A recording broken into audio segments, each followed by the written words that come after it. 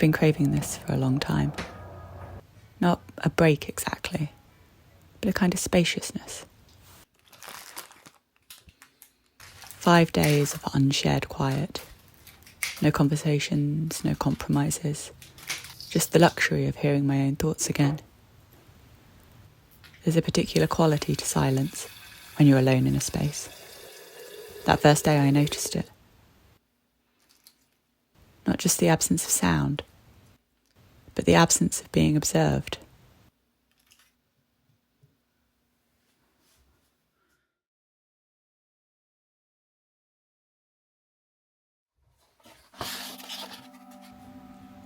And still, it felt strange, disorientating even.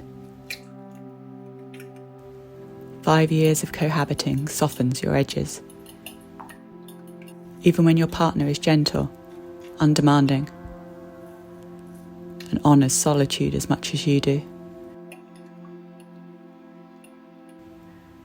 There's still a subtle weight to sharing space. A constant attunement.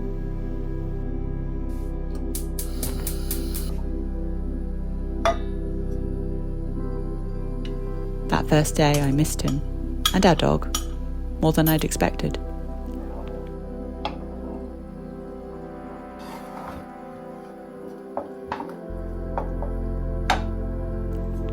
I'd longed for solitude, then mourned the absence.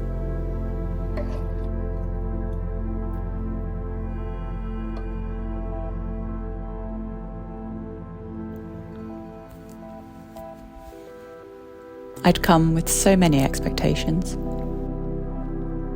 To read deeply, to sketch, to paint, to plan.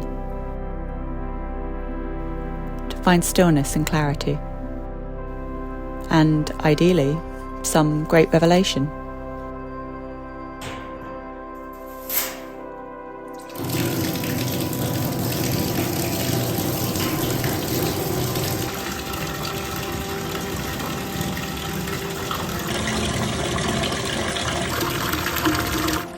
But expectations don't sit well with quiet.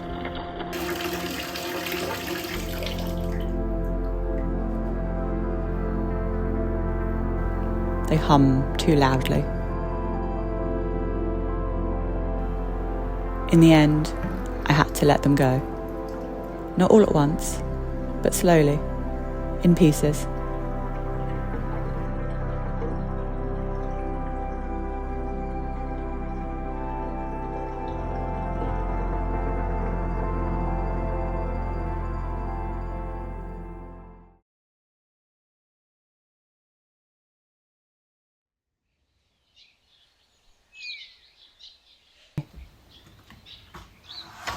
My days in Lancaster found their own rhythm, shaped less by intention than by light.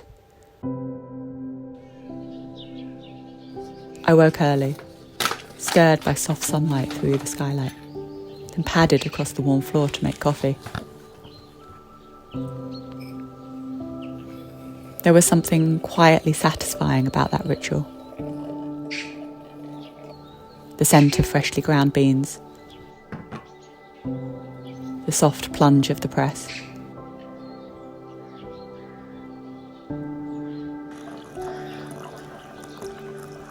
The echo of birdsong through the window. I'd curled up under a blanket and read, slowly, without checking the time.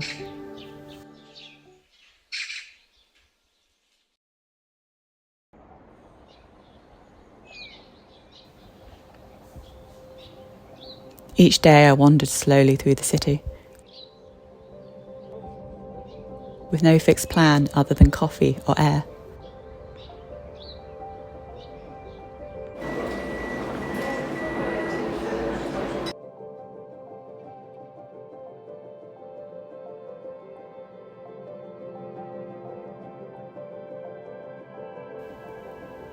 Lancaster is compact and quietly elegant.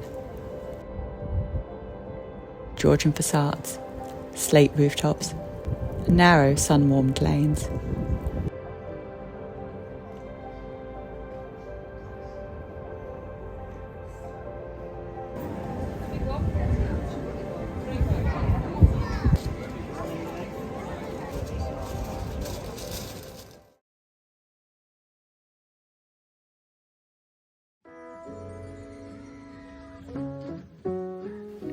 In the afternoons I painted. A jug of flowers on the kitchen table, sunlight spilling across the petals. I picked up watercolours again last year, after decades of disuse. There's something about the medium that invites imperfection, letting go of control, seeing what blooms.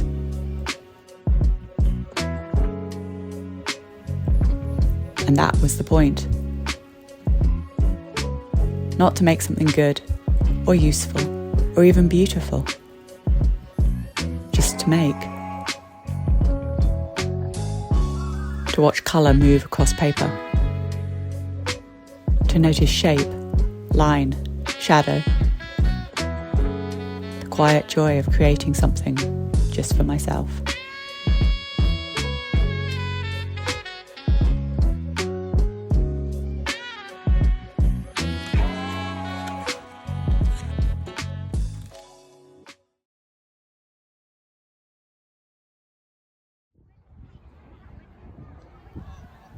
One afternoon I walked up to Williamson Park. The view stretched across Morecambe Bay to the Lake District. The air was crisp and clear.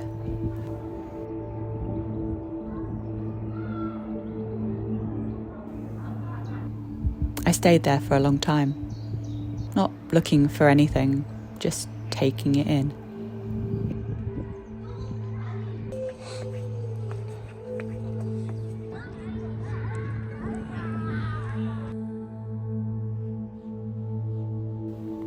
It's easy to romanticise time alone when you haven't had much of it. The solitude I'd been craving wasn't just logistical, it was psychic. A return to the version of myself that existed before the ambient hum of domestic life began to shape my inner weather. I'd lived alone once, for 3 transformative years, learning the contours of silence, finding a strange companionship in my own company. I'd forgotten how restorative that could be, and how necessary. It's a form of rest that's hard to explain unless you've known its absence. Not rest as in sleep, or even relaxation, but rest as in the release of vigilance.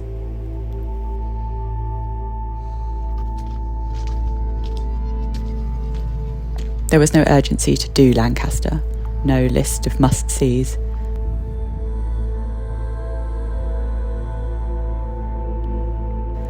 And maybe that's why it felt like such a good place to be alone. It made room, without fuss. It let me inhabit it quietly, fully, without performance.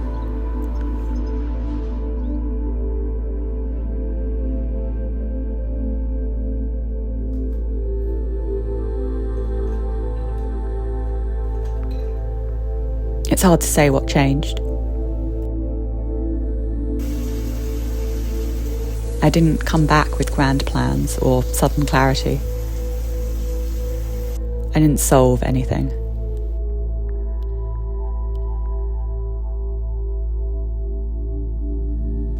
But something shifted.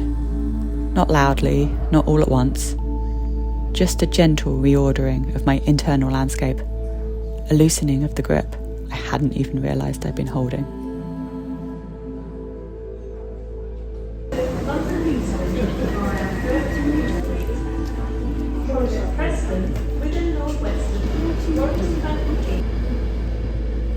Let this be a quiet reminder that solitude is not indulgence, but restoration. That creativity can exist without purpose, and that time moves differently when you stop counting it.